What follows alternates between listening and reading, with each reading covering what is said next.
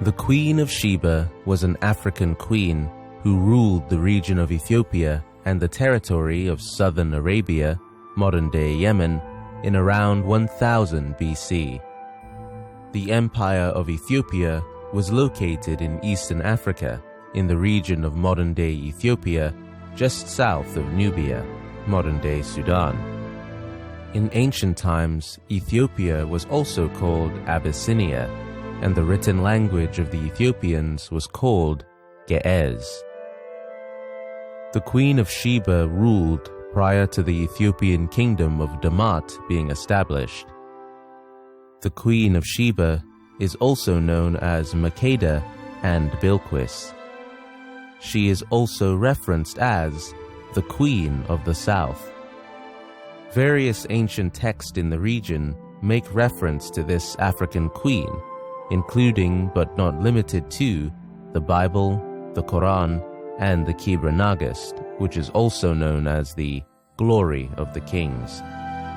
The Quranic is a historical record of some of the early history and royal lineage of Ethiopia.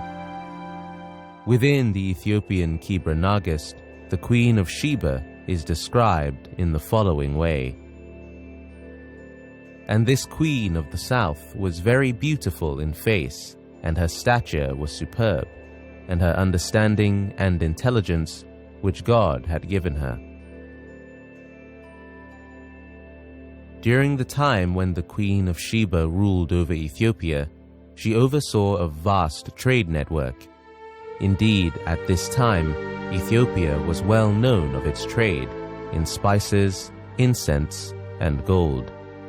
The Quranic provides the following details. She was exceedingly rich, for God had given her glory, and riches, and gold, and silver, and splendid apparel, and camels, and slaves, and trading men, or merchants. And they carried on her business, and trafficked for her by sea, and by land, and in India, and in Aswan. Within the Islamic holy book named the Quran, the following description is provided concerning the Queen of Sheba in Surah 27 and Namal. But the Hoopoe stayed not long and said, I have encompassed, in knowledge, that which you have not encompassed. And I have come from Sheba with certain news. Indeed, I found there a woman ruling them, and she has been given of all things, and she has a great throne. The Quran goes on to explain that King Solomon of Israel sent the Queen of Sheba a letter inviting her to the religion of Islam, and states the following. She said, O eminent ones, indeed to me it has been delivered a noble letter. Indeed it is from Solomon, and indeed it reads, In the name of Allah, the most gracious, most merciful. One of the famous incidents involving the Queen of Sheba was her meeting with the prophet King Solomon of Israel. Within the Christian holy book named the Bible, the following description is provided concerning the meeting between the two. When the Queen of Sheba heard about the fame of Solomon and his relationship to the Lord, she came to test Solomon with hard questions. Arriving at Jerusalem with a very great caravan with camels carrying spices, large quantities of gold and precious stones, she came to Solomon and talked with him about all that she had on her mind. Solomon answered all her questions. Nothing was too hard for the king to explain to her. When the Queen of Sheba saw all the wisdom of Solomon and the palace he had built, the food on his table, the seating of his officials, the attending servants in their robes, his cupbearers, and the burnt offerings he made at the temple of the Lord, she was overwhelmed. She said to the king, "The report I heard in my own country about your achievements and your wisdom is true. But I did not believe these things until I came and saw with my own eyes. Indeed, not even half was told me.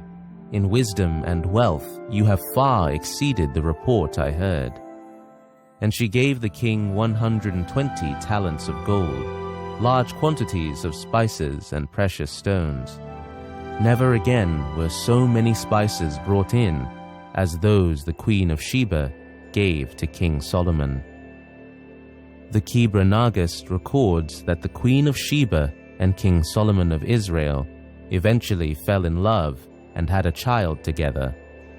The Kebra Nagast goes on to say the following: Makeda, the queen of Ethiopia, gave the kingdom to her son, and she said unto him, "Take the kingdom, I have given it unto thee.